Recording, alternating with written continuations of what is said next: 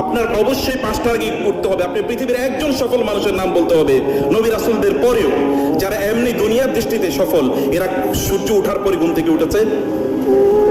আপনি সূর্য ওঠার আগে ঘুম থেকে উঠতে পারলেন, আপনি দুনিয়া কিভাবে দখল করবেন, দুনিয়া কিভাবে বিজয় করবেন? আপনার time management is very important.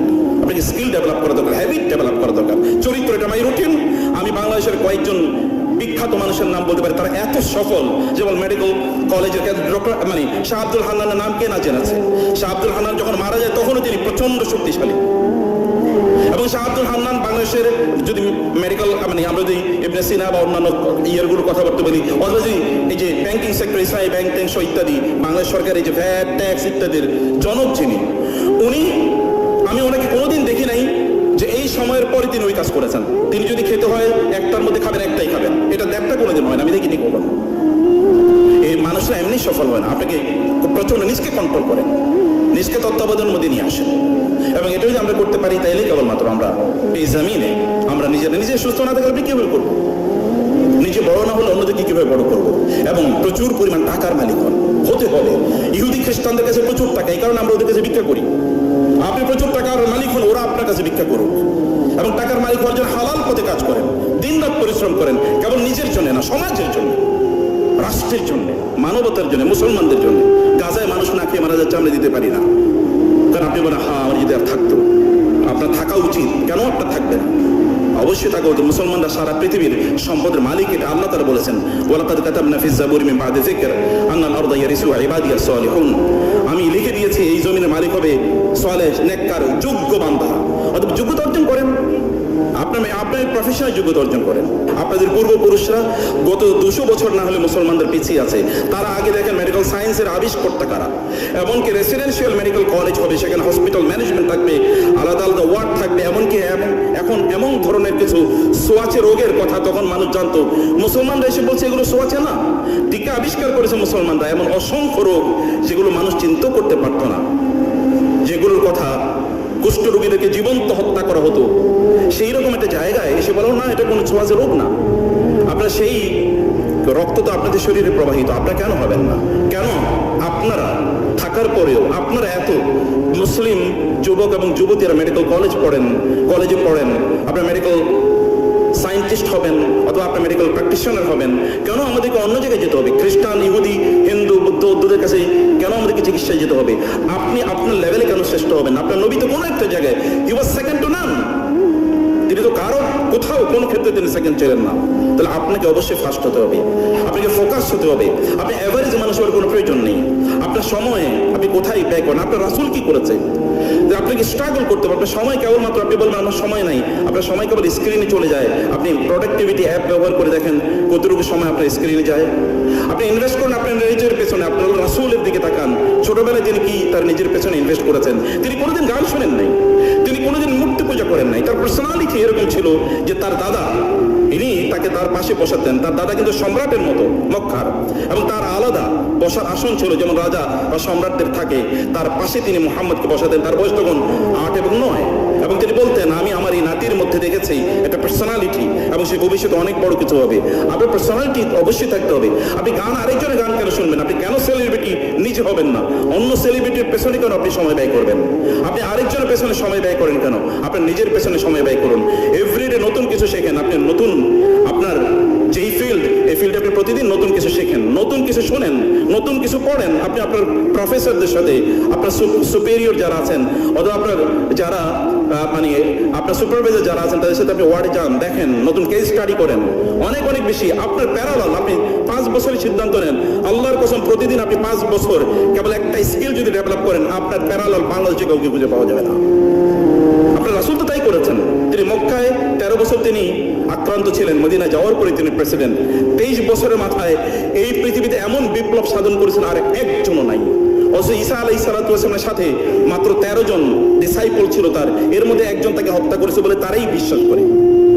আর আপনার রাসূলের 1.5 লক্ষ লোক তার সাথে হজ করেছে। এবং এত মানুষ তো সবচেয়ে বড় তখনই সফল যখন তার আশপাশে যারা আছে তাদেরকে তিনি তৈরি করেন। আপনার নবী কাদেরকে বানিয়েছেন? একটা আবু বকর এর এক্সাম্পলই গোটা গোটা পৃথিবীতে আছে? একটা ওমরের এক্সাম্পল গোটা পৃথিবীতে আছে? নাই। এরকম প্যারাল মানুষ আপনার আশপাশে যারা আছে তাদেরকে এরকম তৈরি করুন, এমন চারদিকে এমন মানুষ দিয়ে ভর্তি করে রাখেন যাদের নেগেটিভিটি চিন্তা চেতনা আছে, তাদের সাথে আপনি সময় ব্যয় করবেন না।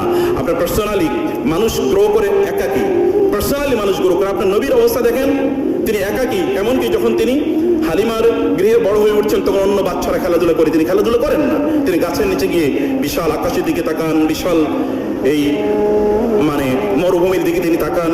রাসূলুল্লাহ আপনার নবী, এবং তিনি হেরা গুহাতে গিয়ে তিনি সেখানে চিন্তা করেন সমাজ যা হচ্ছে তা ঠিক না। আপনি কোলাহলের মধ্যে কোনোদিনই আপনার নিজের থটটা, আপনার নিজের ইউনিকনেস এটা কোনোদিনই আপনি তৈরি করতে পারবেন না। আপনি রাতের অন্ধকারে তাহাজ্জুদে দাঁড়িয়ে যান, আপনার রবের সাথে কানেক্টিভিটি বাড়ান।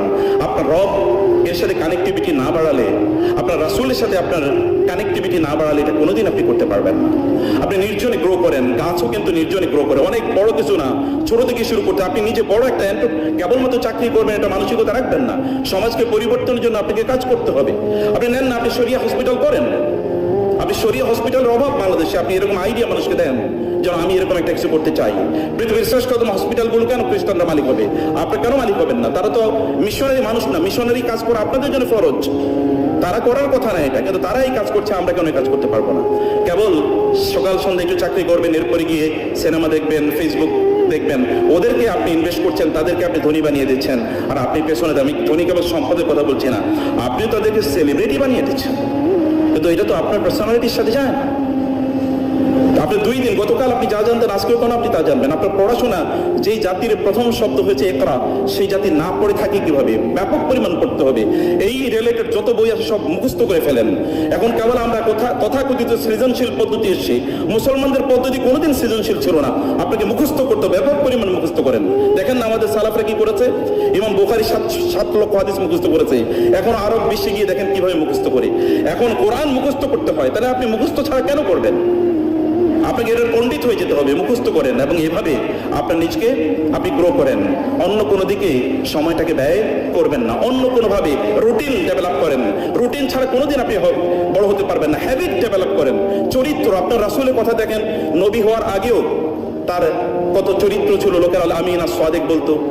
এবং খাদিজা তাকে বিয়ের প্রস্তাব দিয়েছে। এখন আমাদের ছেলেরা অন্য মেয়েদের পেছনে ঘুরে, আর খাদিজা ঘুরেছে রাসূলুল্লাহ সাল্লাল্লাহু আলাইহি ওয়াসাল্লামের পেছনে। কেন আপনাকে ঘুরতে হবে? আপনি সবচেয়ে সুন্দরী নারীরা, অথবা সবচেয়ে দিনদার অথবা সবচেয়ে দামি নারীরা আপনার পেছনে ঘুরবে, অথবা সবচেয়ে দামি পুরুষরা আপনাদের পেছনে ঘুরবে। আপনি কেন বখারদের পেছনে ঘুরবেন? অথবা আপনাদের সময় কেন সেখানে আপনি কাটাবেন? এটা তো এই সময় না। বিয়ের পরের কাজ বিয়ের আগে করলে স্থান থেকে যে এখানে যেটা রাখা দরকার সেটা সেখানে না গেলে তো এটা সৌন্দর্য থাকে না। বিয়ের পরের কাজ আপনি বিয়ের আগে কেন করবেন? সময় ওইখানে নষ্ট না করে নিজকে ডেভেলপ করেন, গ্রো করেন। 5 বছরের টার্গেট নেন, 4 বছরের টার্গেট নেন, যে আমি এমন একটা জায়গায় আমাদের নিজকে আমার নিজকে আমি পৌঁছে দিতে চাই। লাস্ট পয়েন্ট কেবল বলতে চাই, আপনারা তো পরবর্তী প্রফেশনে যাবেন। প্রফেশনে আল্লাহ রাসূলের সুন্নাহকে কে মানে করবে, কে জীবিত করবে? কে জীবিত? আপনাদেরকে করতে হবে। রাসূল সাল্লাল্লাহু আলাইহি ওয়াসাল্লাম বলেছেন, যারা রোগী দেখতে যায় তাদের জন্য 70,000 ফেরেশতা তাদের জন্য দোয়া করে। সকালে যদি যায় সন্ধ্যায় 70,000 ফেরেশতা সন্ধ্যা পর্যন্ত তার জন্য দোয়া করতে থাকে। সন্ধ্যায় যদি যায় সকাল পর্যন্ত 70,000 ফেরেশতা তার জন্য দোয়া করতে থাকে। রাসূলুল্লাহ সাল্লাল্লাহু আলাইহি ওয়াসাল্লাম বলেছেন, কেউ যদি রোগী দেখতে যায় তাহলে সে যেন জান্নাতের বাগিচায় এসে ঘুরছে, তার জন্য জান্নাতে ফলের বাগান তৈরি করে দেওয়া হয়। যে একজন রোগী দেখতে যায় তার জন্য গামারাতুর রাহমাত, আল্লাহর পক্ষ থেকে রহমত তার উপর বৃষ্টির মতো করে এরকম নাজিল হতে থাকে।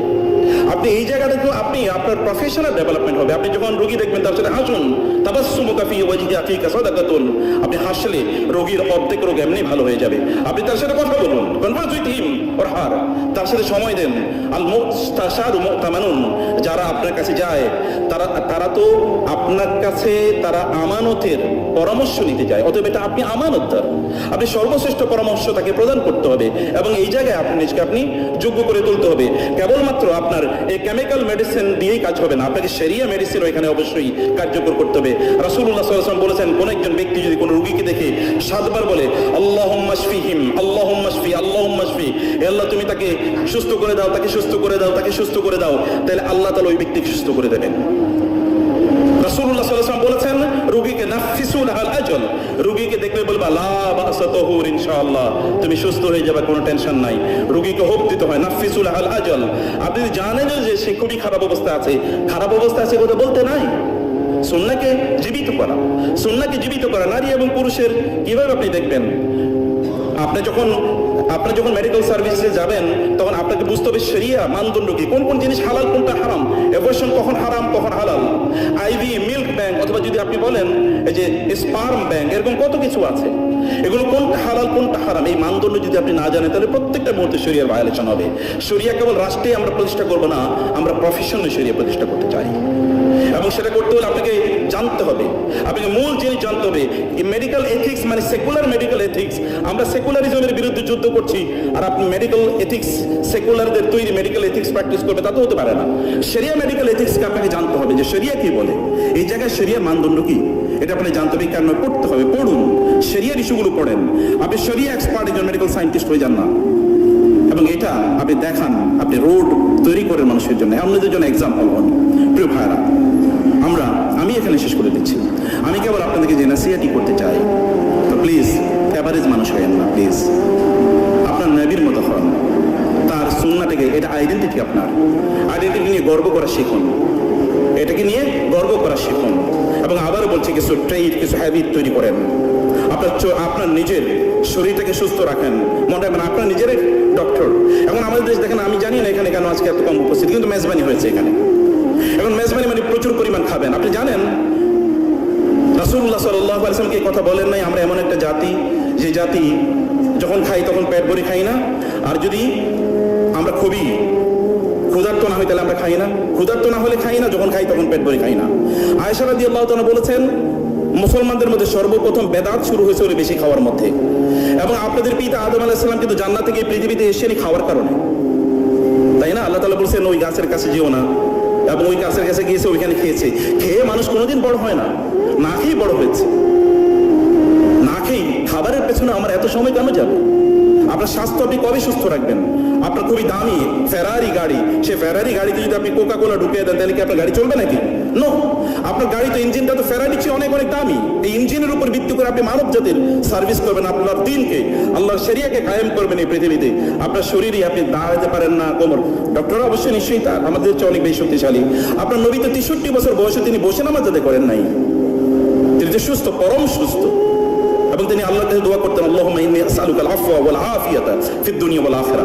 আপনাকে শারীরিকভাবে শক্তিশালী হতে হবে, মানসিকভাবে শক্তিশালী হতে হবে, ব্যায়াম করতে হবে। তিনি ছোটবেলায় ব্যায়াম করেছেন। মরুভূমিতে যেখানে কোনো আপনার নাই, পুকুর নাই, তিনি বলেছেন তোমরা সাঁতার কাটবে। আপনি সকাল থেকে ঘুম থেকে যদি আপনি উঠেন 8টায়, প্রাণীরা যদি আপনার থেকে আগে ঘুম থেকে উঠে, তাহলে আপনি প্রাণীর চেয়ে উত্তম কবে হলেন?